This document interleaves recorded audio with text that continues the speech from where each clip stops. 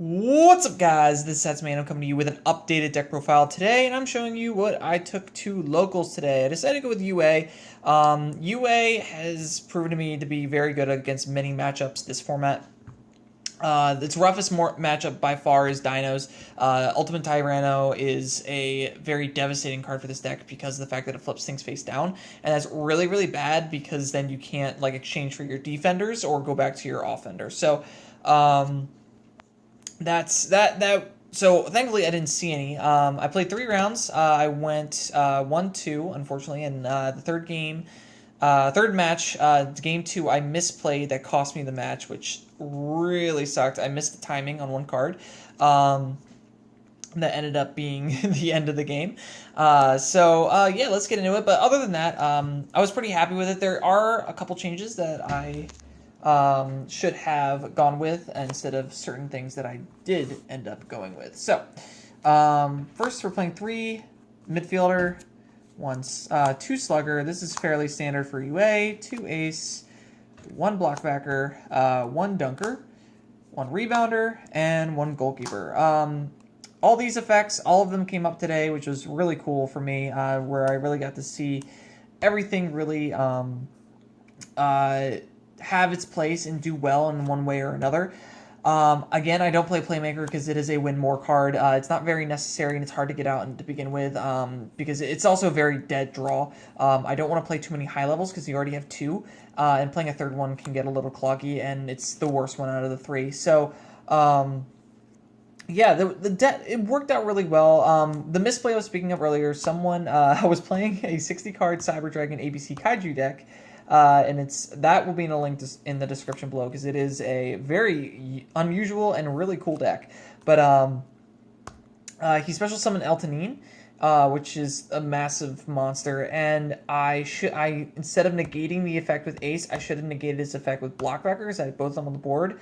He lost-winded the Ace, and I missed the timing of Blockbacker, and I lost the game because of it. So, and the match, coincidentally. So, other than that, the deck performed beyond my expectations tonight, honestly. I was expecting to go 0-3 and losing 0-2 every single round. Every game went to the third game, and I couldn't have asked for better, honestly.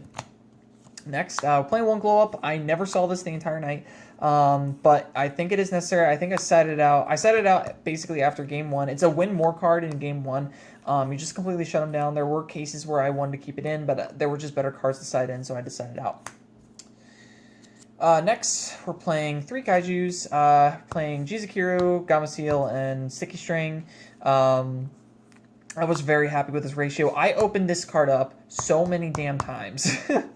I think I opened it up between my first 2 games of the night. I think I opened it up 4 times. Yeah, 4 times. And that was annoying as hell, but yeah, I would have rather seen either one of these 2 than this. But that was unfortunate, but regardless, the engine worked very well. It got me out of some clutch scenarios. Yeah. 3 Ghost Ogre, don't complain about this. I set it out once, and that was a smart decision, honestly. All 3 of them. And just because there were better cards to play in that scenario, I was going first. Traps would have been better. So, yeah.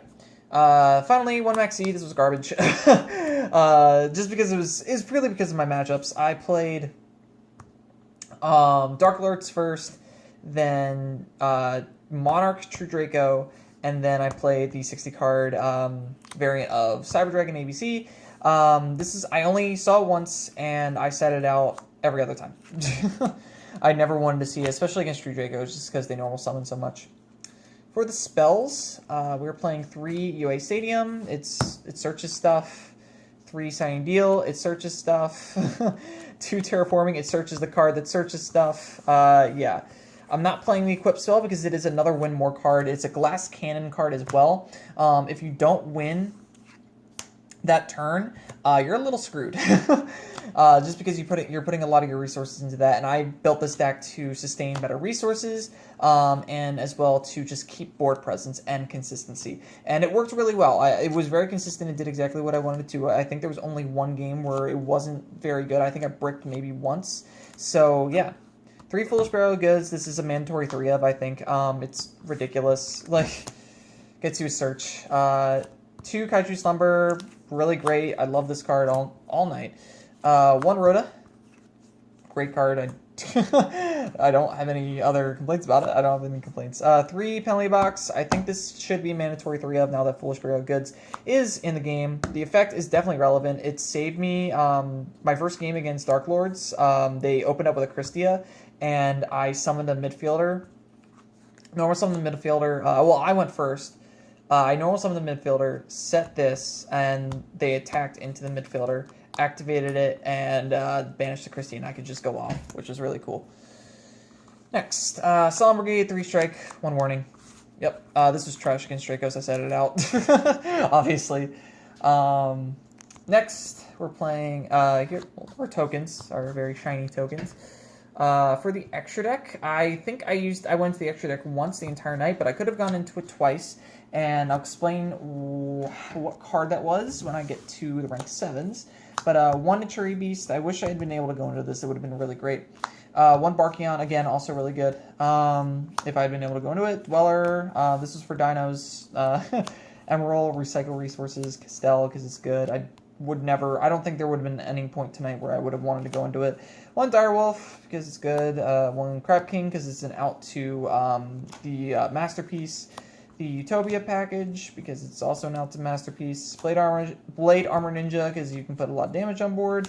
Durandal, because it's disruptive. Volcasaurus, I did go into this. This was the only card that I went into. And I got Fairy Tale Snowed. And the guy was down to 150 life points, and he had to, otherwise he would have, but he lost the next turn regardless. So, really good card. I would not be taking this out. 1 Beatrice, you can make it, and it's really useful when you do. Grabs you a search, and then you can just overlay it with Gaia Dragon.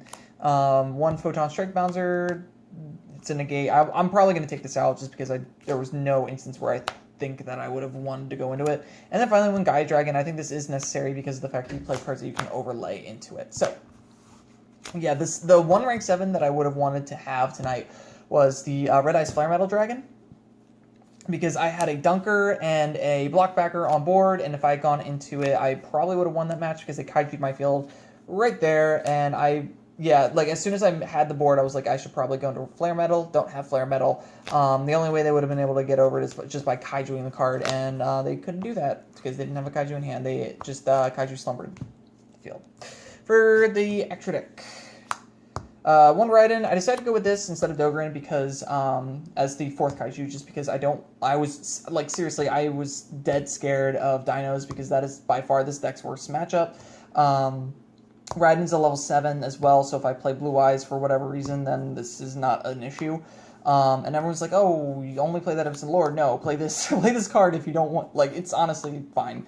I also really wanted to play the Thunder kaiju, but I just decided that the level 10 was better. I just so happened to go against Cyber Dragons tonight.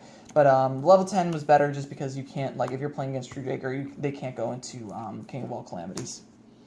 2 DD Crow, the ABC, this was great in the ABC Cyber Dragon matchup. I banished the materials for ABC from the graveyard.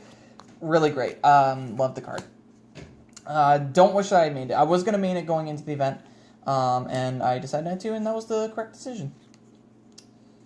Next, probably my favorite card of the night. This stole just so many turns. Anti-Spell Fragrance, amazing card. I played it. I sided this in against True Draco. Yeah, it was great. And I sided it in against ABC Kaiju Cyber Dragon. And had I gotten it, I probably would have won. 2 Twin Twisters, because back row sucks, and if I needed it, I had it. Massacre Strict. This is hard for True Dracos to go against, really. It's just a ridiculous card. So, yeah. 3 Artifact Lancia. This was a poor decision. I know that Paleozoic and Infernoids aren't dead, and I know that Cosmo is definitely isn't dead, and it's a local, so I figured might as well just get some banishment negation just in case something happens. And instead of putting Winter Cherries in, making my extra deck so it's anti-stuff, I would have, I just made a really poor decision with this, and I really wish that I hadn't gone with this, honestly. So, Winter Cherries would have been better tonight, and I wish I had put that in instead. finally, for the last card, one Imperial Order. I opened it once, and it got Twin Twisted as soon as I activated it. So, that was unfortunate.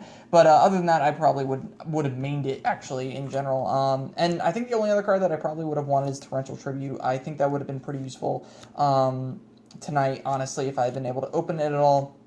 I decided not to go with it last night. I thought that Imperial Order was better. Probably true, but yeah. So with that, everyone, that is it for this deck profile. Don't forget to like, comment, subscribe, and as always, guys, have a nice day.